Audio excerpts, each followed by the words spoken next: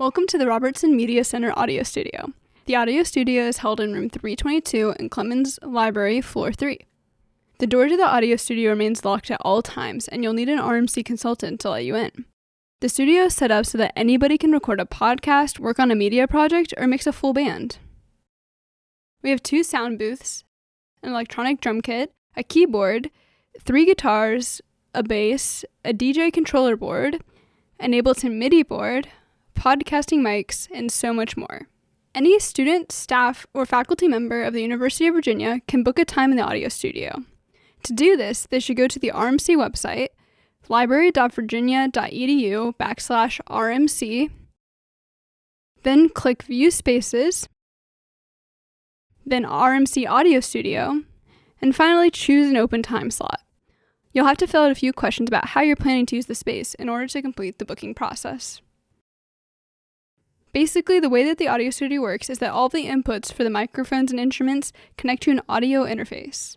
The audio interface then connects to the computer and the speakers and headphones surrounding it.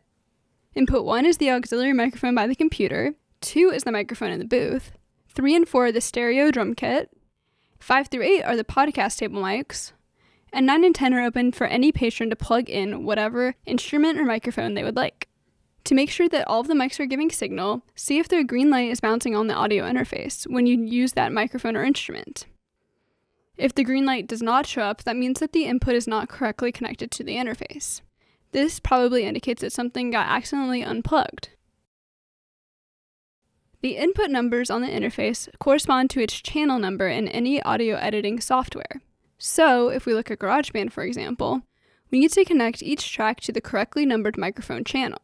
If a group of 4 people is planning on using the podcast table, we would connect channels 5, 6, 7, and 8 all onto separate tracks. Don't worry if this is a bit overwhelming. When a patron checks out the audio studio, we give them a binder full of instructions on how to use the studio and how to set up mics in every audio editing software that they could use. If a patron is having trouble getting their inputs set up, go through the steps in the binder alongside them. If a problem still persists, this is when you would reach out to a full-time staff member for assistance. When a patron checks out the audio studio, they're welcome to use any of the equipment we have inside of it, but sometimes they'll need a more customized setup. We have more SM58 microphones, condenser microphones, audio interfaces, and electronic instruments that patrons can check out the front desk and use both inside and outside the audio studio. The audio studio gets booked out on a regular basis, so RMC consultants working the opening and closing shifts will have to reset it every day.